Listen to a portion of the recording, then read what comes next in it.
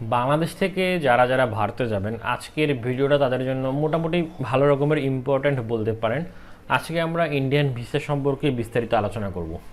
আজকের ভিডিওতে আপনাদেরকে যে জিনিসগুলো সম্পর্কে আইডিয়া দিব তার মধ্যে একটা হচ্ছে এখন ইন্ডিয়ান কোন কোন ভিসায় আবেদন করা যাচ্ছে, 2 নম্বর হচ্ছে ইন্ডিয়ায় গিয়ে কোন কোন রকম ঝামেলায় পড়তে হচ্ছে বা ইন্ডিয়া যাওয়ার সময় কীরকম ঝামেলা হচ্ছে, 3 নম্বর বলবো যে হচ্ছে আপনারা বাংলাদেশ থেকে ইন্ডিয়া গিয়ে কীভাবে সঠিকভাবে সুস্থ স্বাভাবিকভাবে কোনো রকম ঝামেলা ছাড়া ফেরত আসতে পারেন। এই 3টা বিষয় নিয়ে আজকে আলোচনা করব। সেই সাথে আপনাদেরকে বোনাস হিসাবে আরও জানাবো, যেটা ভিডিও সবার শেষে থাকবে, যে কিভাবে এখন সহজ পদ্ধতিতে ইন্ডিয়ান ভিসা পাওয়া যায়। তো যারা যারা আমার চ্যানেলে নতুন যোগদান করছেন অবশ্যই সাবস্ক্রাইব করে রাখুন। সেই সাথে আপনাদের কারো কোনো প্রশ্ন থাকলে কমেন্ট করতে পারেন, কিংবা আপনারা চাইলে ডিসক্রিপশনে দেওয়া লিঙ্ক থেকে আমার পেজে ফলো দিয়ে রাখতে পারেন, সেখান থেকে আপনারা অনেক কিছু জানতে পারবেন। তো ইন্ডিয়ান ভিসা আসলে দিচ্ছে কি না, ইন্ডিয়ান এখন যে ভিসাগুলো দিচ্ছে তার মধ্যে একটা হচ্ছে যে মেডিকেল ভিসা, যেটার পরিমাণ মোটামুটি বেশি দিচ্ছে, ভালো আগের থেকে একটু বেশি দিচ্ছে। 2 নম্বরে আপনাদের হচ্ছে স্টুডেন্ট ভিসা দিচ্ছে, যারা ওখানকার ইউনিভার্সিটিগুলোতে পড়াশোনা করে বা পড়াশোনার সুযোগ পেয়েছে তাদের জন্য হচ্ছে স্টুডেন্ট ভিসা। সেই সাথে দিচ্ছে হচ্ছে এন্ট্রি ভিসা বা ডাবল এন্ট্রি ভিসা, যেটা আমরা বলে থাকি। সেটা হচ্ছে যে যারা বাংলাদেশ থেকে ভারতে যাবে তৃতীয় কোনো দেশের অ্যাম্বাসি ফেস করার জন্য শুধুমাত্র তারা যেতে পারবেন। এবং চতুর্থ যে ভিসাটা দিচ্ছে সেটা হচ্ছে বিজনেস ভিসা, যেটা খুব কম পরিমাণে। এছাড়াও যারা সরকারি পাসপোর্ট হোল্ডার আছে তারাও কোনো রকম ঝামেলা ছাড়াই, ভিসা ইস্যু ছাড়াই তারা ইন্ডিয়ায় প্রবেশ করতে পারবে। তবে তাদের জন্য বেশ কিছু রেস্ট্রিকশন আছে যেগুলো ভালোভাবে ফলো করে যাইতে হবে। এই ভিসাগুলো আপাতত দিচ্ছে, যেটা সবাই যদি একটু মাথায় রাখেন তাহলে আশা করি আপনাদের আর কোনো ঝামেলা হবে না। তবে ট্যুরিস্ট ভিসা দিচ্ছে না, এটা কিন্তু সবাই মনে রাখবেন। ট্যুরিস্ট ভিসা দেওয়ার কোনো সম্ভাবনাই এখন আর নাই, ঠিক আছে? এই জন্য আপনাদেরকে বলবো যে আপনারা যারা বাংলাদেশ থেকে ভারতে যাবেন অবশ্যই ট্যুরিস্ট ভিসা পাওয়ার কথা চিন্তাও করিয়েন না, ঠিক আছে? এরপরে আসেন 2 নম্বর বিষয়, ইন্ডিয়াতে গিয়ে কোনো রকম ইন্ডিয়া কীভাবে যাবেন আর কি, মেন কথা হচ্ছে এইটা, বা কোনো রকম ঝামেলায় পড়তে পারেন কিনা। বাংলাদেশ থেকে ভারতে যাইতে গেলে সবার প্রথম আপনার ভিসা লাগবে। যদি আপনার ভিসা হয়ে যায় তাহলে আপনি কি করবেন, ভিসা হওয়ার পর সহজ পদ্ধতি আপনি ভারতে যাবেন। ভারতে যাওয়ার আগে আপনি যে কাগজপত্রগুলো গুছিয়ে নেবেন সেটা একবার শুনে নিন।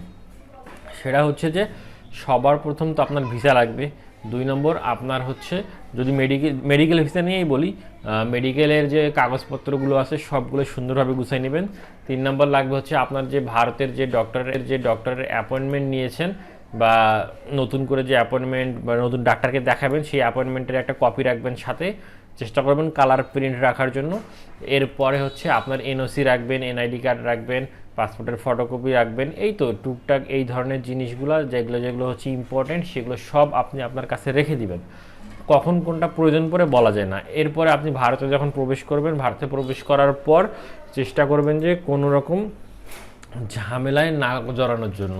আপনি যে উদ্দেশ্যে গেছেন সেই কাজটি করে চলে আসবেন।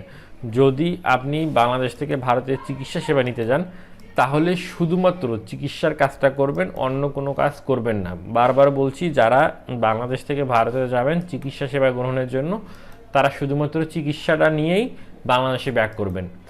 কলকাতায় চিকিৎসা নিতে গিয়েছেন, কিন্তু আপনি কলকাতায় চিকিৎসা নেওয়ার পর আপনার মন চাইলে যদি দার্জিলিং থেকে ঘুরে আসি, সেই কাজটা করা যাবে না। এটা কিন্তু মাথায় রেখে দেবেন সবাই। এরপরে আপনার যে কাজটা করতে হবে, আপনি বাংলাদেশে চলে আসলেন কোনো ঝামেলা ছাড়াই। এখন কথা হচ্ছে ওখানে গিয়ে কোনো ঝামেলা হইতে পারে কিনা বা নতুন কোনো ঝামেলা হচ্ছে কিনা। ওখানে গিয়ে যদি আপনি কোনো রকম ঝামেলায় না জড়ান তাহলে কোনো ঝামেলা হবে না। তবে যারা বাই এয়ারে যাচ্ছেন বা বাই রোডে যাচ্ছেন তাদেরকে একটা রিকোয়েস্ট করব, হোটেল পেমেন্ট করে বুকিং করে রাখার জন্য। এতে করে আপনার ইন্ডিয়া ইমিগ্রেশনে ঝামেলা কম হবে। নইলে অনেকেই শোনা যাচ্ছে যে ইন্ডিয়ান ইমিগ্রেশনে হোটেল বুকিংয়ের জন্য ফেরত পাঠিয়েছে, এরকমও অনেক কিছু হচ্ছে।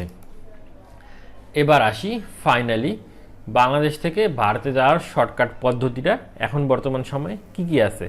বাংলাদেশ থেকে ভারতে যদি আপনি যাইতে চান তাহলে অবশ্যই আপনার ভিসা লাগবে। কিন্তু কথা হচ্ছে এই ভিসা কিভাবে পাবেন, কোথায় গেলে ভিসা পাওয়া যাবে। সহজ পদ্ধতি, অনলাইনে আবেদন করতে হবে।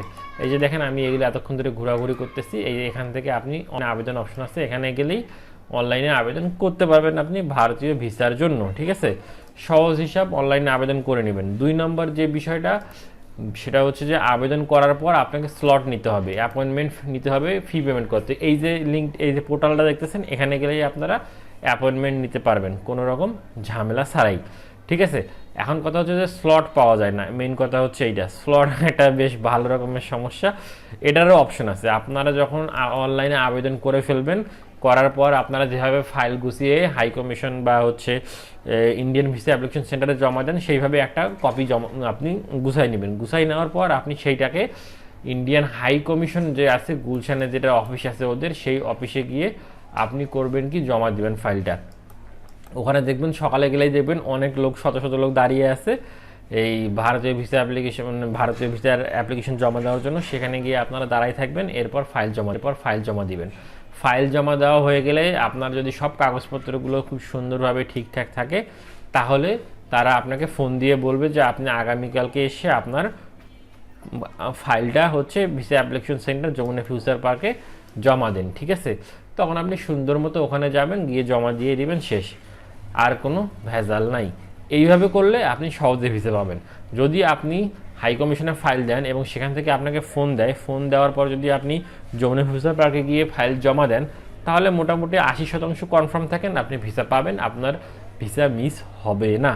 আর যদি হচ্ছে আপনি অনলাইনে স্লট নেন, এই যে ফি পেমেন্ট করে এখান থেকে স্লট নেন, তাহলেও কোনো সমস্যা নেই, আপনি স্লট পেয়ে গেছেন, আপনি যাবেন, আপনার কাগজপত্র সব ঠিকঠাক থাকলে ভিসা পেয়ে যাবেন।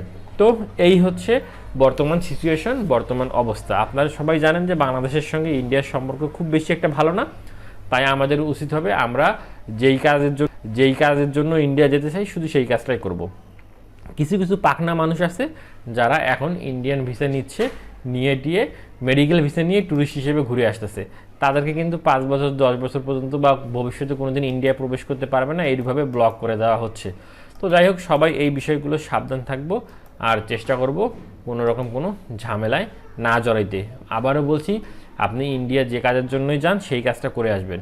আর একটা বোনাস হিসেবে সংক্ষেপে বলে দিই, আপনি যদি বাংলাদেশ থেকে ইন্ডিয়া যান তৃতীয় কোনো দেশ ফেস করার জন্য বা দেশের অ্যাম্বাসি ফেস করার জন্য, সেক্ষেত্রে আপনাকে এন্ট্রি ভিসা নিতে হবে। এখন যদি আপনি মেডিকেল ভিসা নিয়ে যাইতে চান, যাইতে পারবেন, কিন্তু চেষ্টা করবেন মেডিকেল ভিসা নিয়ে গিয়ে কোনো যে হসপিটালের অ্যাপয়েন্টমেন্ট নিয়ে গিয়েছেন সেই হসপিটালের সেই ডক্টরের কাছে অ্যাটলিস্ট একটা চেক আপ করানোর জন্য, এতে করে সেখানেও আপনার কিন্তু ডিটেলস ইনফরমেশন এন্ট্রি করা থাকবে। নয়তোবা আপনি দেখা গেল যে শুধু যদি মেডিকেল ভিসা নিয়ে যান, যাওয়ার পর করলেন কি বলে হচ্ছে অ্যাম্বাসি ফেস করে চলে আসলেন, আসার সময় কিন্তু তারা দেখবে যে আপনি অ্যাম্বাসি ফেস করেছেন। অতএব সাবধান থাকবেন, নইলে বিপদ বাড়তি, ভবিষ্যতে আর কোনোদিন ইন্ডিয়া প্রবেশ নাও করতে পারেন। তো এই ছিল আজকের ভিডিওটা। যদি ভালো লাগে থাকে লাইক, কমেন্ট, শেয়ার এবং সাবস্ক্রাইব করতে ভুলবেন না। আজকের মতো এই পর্যন্ত।